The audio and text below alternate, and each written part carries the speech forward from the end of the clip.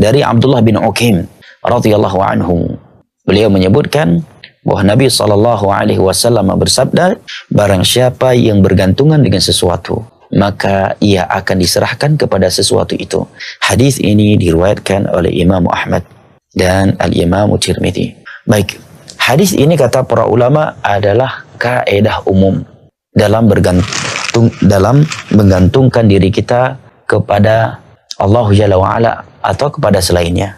Kalau kita bergantungan kepada Allah Jalla wa'ala, berarti kita diserahkan oleh Allah kepada dirinya yang maha menang atas segala urusannya, yang maha kaya, yang maha mampu atas segala urusannya, yang maha hikmah, yang maha penyayang. Tetapi apabila kita bergantungan dengan selainnya pada makhluk, maka kita akan diserahkan oleh Allah kepada mereka yang lemah. Yang namanya makhluk lemah. Oleh karenanya, mereka yang menggunakan jimat, memakai jimat, ya, gelang sakti, keris sakti, dan jimat-jimat yang lainnya, mereka adalah orang-orang yang lemah, orang-orang yang pengecut. Kenapa? Karena mereka telah bergantungan kepada selain Allah, kepada makhluk. Bahkan sebagian mereka bergantungan kepada benda mati.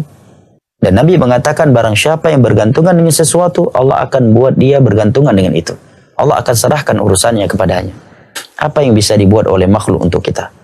Apabila Allah Jalla wa'ala sudah tidak peduli untuk kita, dia memakai jimat, akhirnya dia bergantungan dengan jimat tersebut, maka Allah pun serahkan dia kepada jimat tersebut.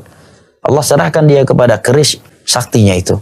Allah serahkan dia kepada cincin saktinya itu. Allah serahkan dia kepada kalung saktinya itu. Allah serahkan dia kepada gelang jimatnya itu.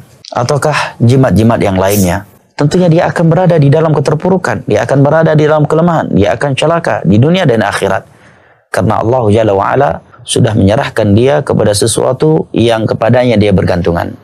Kalau seseorang sudah tidak dipedulikan lagi oleh Allah, Allah sudah tidak lagi sayang kepadanya, Allah sudah tidak lagi mengurusi urusannya, mungkinkah dia akan hidup bahagia? Mungkinkah dia akan tentram hatinya? Tentu tidak. Makanya para dukun dan pasien-pasien mereka, orang-orang yang suka menggunakan jimat, rata-rata bahkan semua mereka adalah orang-orang yang lemah hidupnya. Karena seandainya dia kuat, tentunya dia tidak akan menggunakan jimat. Dan mereka adalah orang yang hidupnya di dalam kecemasan, kegundah-gulanaan, dan keterpurukan. Makanya sebagian mereka tidak berani perang karena lupa bawa jimat, nggak pede tampil di atas pentas karena lupa baca mantra-mantra, ya, lupa bawa jimat, ya. Bahkan sebagian mereka tidak berani tampil, ya, berbicara di depan anak buahnya karena lupa bawa jimat, lupa memandikan keris keramatnya, akhirnya tidak berani turun ke medan perang dan sebagainya. Atau sebagian jimat syaratnya akan berlaku apabila tidak hujan. Begitu hujan, dia langsung cemas karena dia tahu bahwa jimatnya nggak akan berguna. Apabila hujan turun, lihat lemah hidup ya.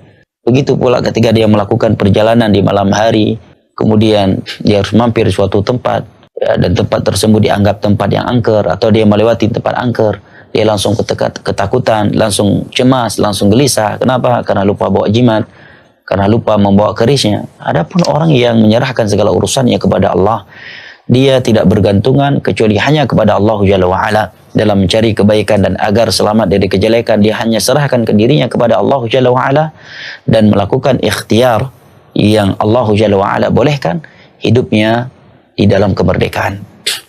Seandainya dia mampir di suatu tempat, apakah tempat itu dianggap sebagai tempat yang angker ataukah tidak, dia nggak akan gelisah, dia nggak akan cemas.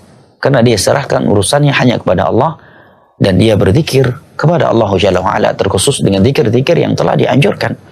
Seperti sabda Nabi SAW, "Man nazala manzilan faqala a'udzu bikalimatillahi tammah min syarri ma khalaq lam yadhurruhu syai'un hatta yartahil."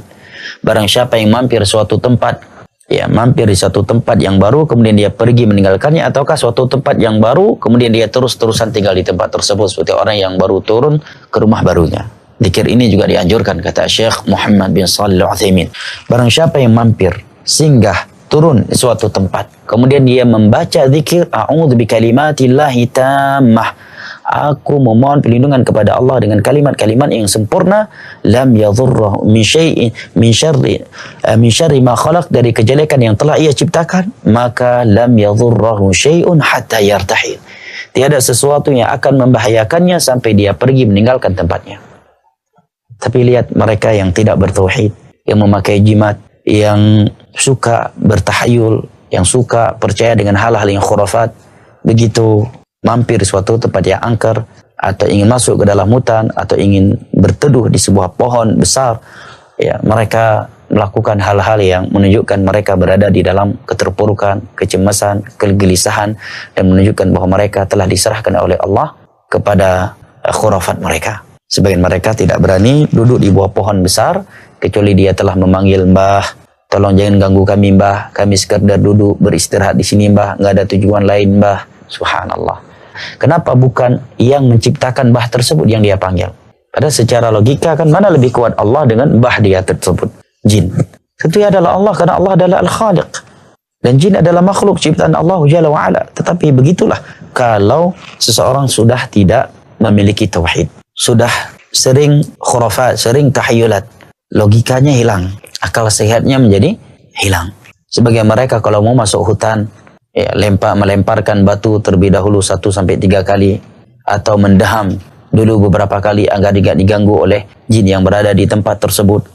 Sebagian mereka kalau membangun rumah, toko, ataukah jembatan, maka mereka menyembelihkan seekor hewan terlebih dahulu, kemudian darahnya dialirkan ke pondasi tersebut, kemudian kepalanya ditanamkan ya ke dalam pondasi tersebut agar kuat dan agar tidak diganggu. Subhanallah. Masjidil Haram begitu besar bangunannya, dan lihat di Saudi bangunan-bangunan begitu tinggi, tidak ada satupun yang dibangun dengan mengalirkan darah ke pondasinya dan menanamkan kepala seekor hewan di dalamnya agar kuat. Kenapa? Karena negara tersebut negara yang berada di atas tauhid, tidak berada di atas khurafat. Memang orang-orang yang tidak memiliki tauhid dan suka menggunakan jimat berada di dalam keterpurukan. Manusia yang paling pengecut adalah mereka yang memakai jimat, walaupun dia jenderal, walaupun dia seorang militer hebat, seorang militer yang hebat, anggota militer, kejam, bengis, dan dari kesatuan yang paling ditakuti dan nomor 1. Kalau dia memakai jimat, dia adalah orang yang paling pengecut, manusia yang paling pengecut, paling sering cemas, paling gelisah hidupnya. Begitu berangkat perang dengan penuh kegagahan, keberanian. Begitu tuh sadar rupanya jimatnya tertinggal di asramanya, jimatnya tertinggal di rumah, mulai gelisah dia. Udah lek, kau aja maju di depan lek, biar ku jaga kau dari belakang. Padahal dia nggak berani maju ke depan karena lupa bawa jimat. Terpuruk hidupnya, selalu di dalam kegelisahan, ketakutan, dan kecemasan. Berbeda dengan orang-orang yang memiliki tauhid, memiliki akidah, yang menyerahkan segala urusan mereka kepada Allah Jalla wa'ala. Tidak menjadikan sesuatu itu sebagai sebab kebaikan atau kejelekan, kecuali ada dalil dari Al-Quran dan As-Sunnah, atau secara takdir kauni Allah menjadikannya sebagai sebab.